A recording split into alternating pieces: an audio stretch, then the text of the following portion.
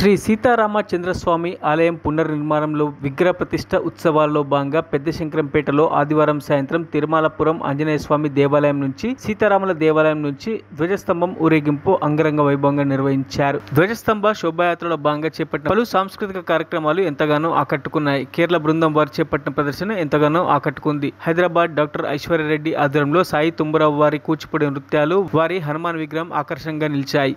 పెద్దశంకరంపేటకు చెందిన మహిళలు ప్రత్యేక కోలాటాలు మధ్య శోభాయాత్ర పట్టణ పూర్వీధుల గుండా కన్నుల పండుగ నిర్వహించడం జరిగింది.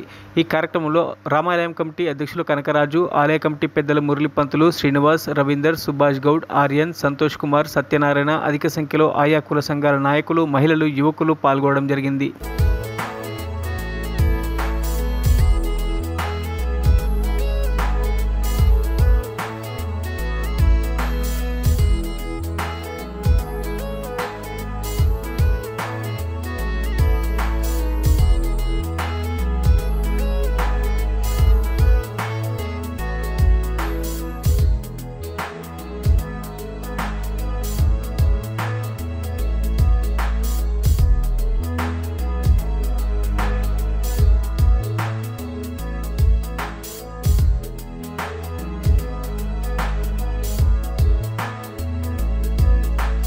మరిన్ని అప్డేట్స్ కోసం మా ఛానల్ని సబ్స్క్రైబ్ చేయండి.